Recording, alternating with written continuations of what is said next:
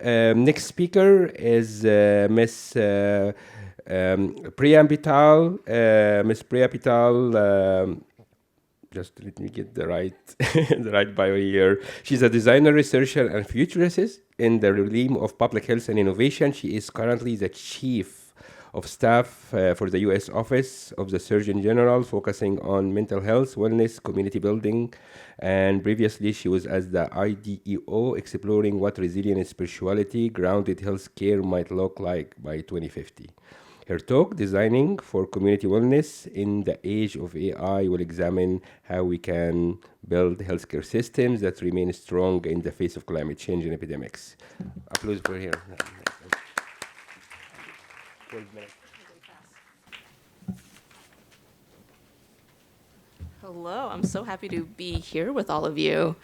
We're going to see, I was told to go fast, so if I'm going too fast, slow me down. I'll do my best. I love talking, so we'll see.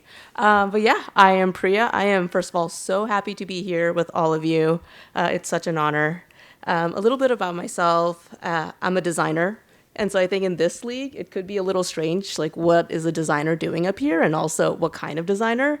But what I do is systems design. So I think of, and particularly what I have studied is healthcare systems. And so I think of the systems at large, who are all the players in it, what are emerging topics in technology, and how do we make sure that we keep it human-centered. And now you can imagine in the healthcare field, at least in America, there's big pharma, there's health insurance companies, privatized healthcare. It can be really difficult to keep the human at the center of it all. But yeah, that's what we try to do at the Surgeon General's office. And I had the design and innovation team there. So a little bit about the Surgeon General's office. Next slide, please. This is our current Surgeon General. I may be biased, but he's an incredible leader, incredible man. He is the 19th and 21st Surgeon General, and he's considered the nation's doctor. The Surgeon General's office was created in the 1800s to think through how do we protect and enhance public health in the country. And really, it's the job of the office to provide Americans with the best scientific information on how to improve their health and reduce their risk of illness and injury. We're appointed by the president, and we also advise the president on all healthcare matters. And so we create advisories on topics that we deem as the most important in today's world. And through that, we work with policymakers, foundations, and researchers to really prioritize those priority areas. And then I put up some warning labels because that's how most people know of the Surgeon General's office. So you probably recognize the Surgeon General's warning on smoking. That came in the 60s. So smoking, of course, was huge in America. Over 50% of the population smoked. Today, as a result of so much efforts by the office, but many others at play, we're down to 11%. And so it just shows that, you know, when you can drive the culture of public health, you can make big differences. No, thank you. Next slide, please. So what does the design and innovation team do? Now, this is very new even for the government. We are the first design and innovation team in the history of the Surgeon General's office. And so even within our government, we have to just explain what we do. And so at the center of it all is human-centered design. And human-centered design primarily is a creative approach to problem solving. So it's a process that starts with the people that you're designing for. And now that seems so logical, but oftentimes you'd be surprised of how often this can get lost. And so you take the person you're designing for and you create new solutions that are purpose-driven to suit their specific needs. And this is kind of at the center of it all. You think through what is actually feasible. So with the technology we have, with whatever we have, what can we feasibly create? Is it viable? Can it be sustainable? Can we financially do this? And the desirability. That's probably one of the biggest things that so many people miss. Is there an actual need for it? So people may say they want something, but oftentimes what we're missing as a designer or anyone who's creating is there a need for it? If you're able to capture a need, you're able to really create something that can make true impact. And so we're all about that, at the center of what can we create using those three things. And at the end of the day, being a designer is about cultivating deep, deep empathy for whoever it is that you're creating for. Even in healthcare, I mean, especially in healthcare. So some examples that I'll quickly go through that I've done outside of the work of the Surgeon General's office, just to give you an idea. MRI machines. I mean, has anyone used one?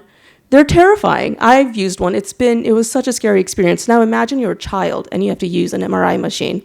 Well, GE, who makes a lot of MRI machines in the United States for hospitals, came to us at the design firm and asked us, how can we make it a less scary experience for children? And so we did a lot of testing, and we realized instead of thinking through you're going to this like long, scary tunnel, what if we design it as you're about to go exploring? And so we designed these machines. One of them was like a rocket ship, and inside it lit up and there were stars. And so, right, they're thinking, oh, I'm going to space. Or one of them was underwater and there were waves, the sound of waves playing, and we designed it so it looked like they were in the ocean. So, I mean, these are little things, but it can have fundamental effects on one's experience, right? Something that I've worked on, Kaiser, right? Health insurance. No one wants to deal with health insurance. Signing up for health insurance is one of the worst things I could possibly think of. But how do you make that a user-friendly experience? And so we did some work with that. And then also one of these things, it doesn't have to be something technology-based. Think through a terminally ill cancer patient. Oftentimes in America, we think of healing ends with the body. But of course, I think in India, everyone knows that's not true. Healing continues. And so when I work with Commonweal, it's an organization that provides healing circles for terminally ill cancer patients, because we know that even though this may be the end of your body, that doesn't mean healing ends. There's so much more to life itself. There's something bigger. So those are some few things that we've designed. So these are some of our design principles at the Office of the Surgeon General. Next slide. Yeah, thank you. So one is that health should not be defined by the absence of illness. It is the presence of well-being.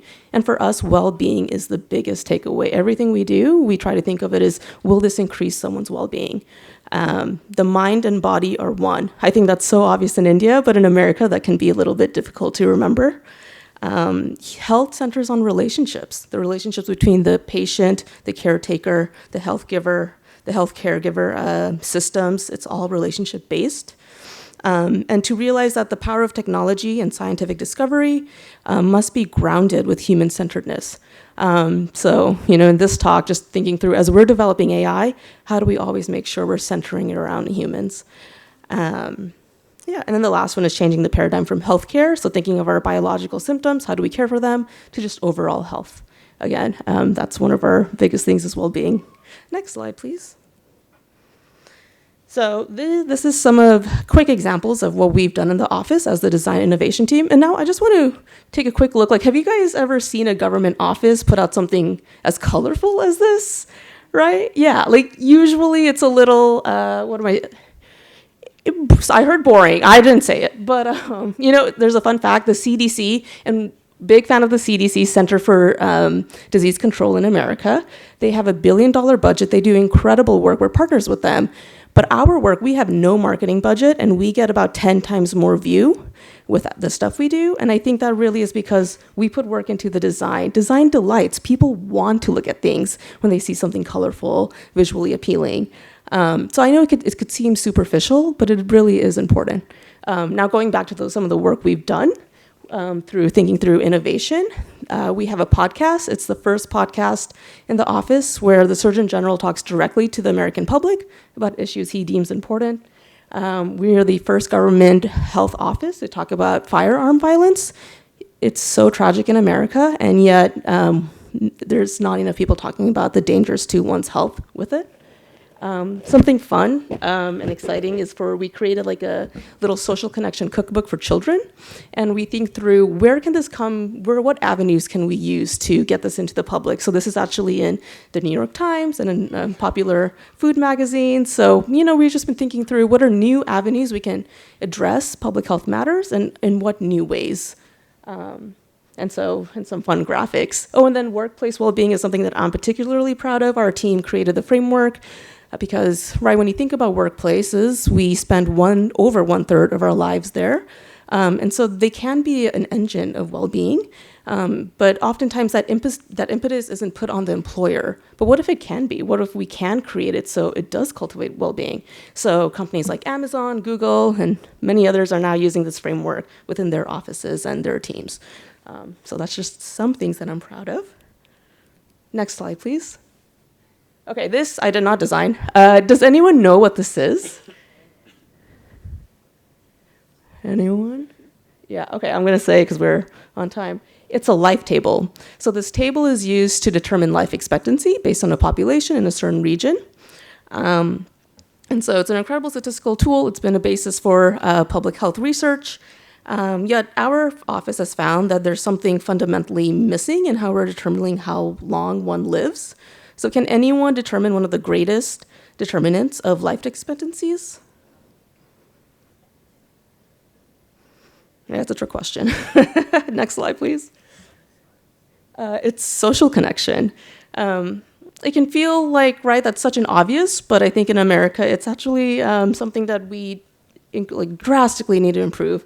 But basically, how we define it is community is a powerful source of life satisfaction, expectancy. It's where we know each other, help each other, and it's really how we can build resiliency.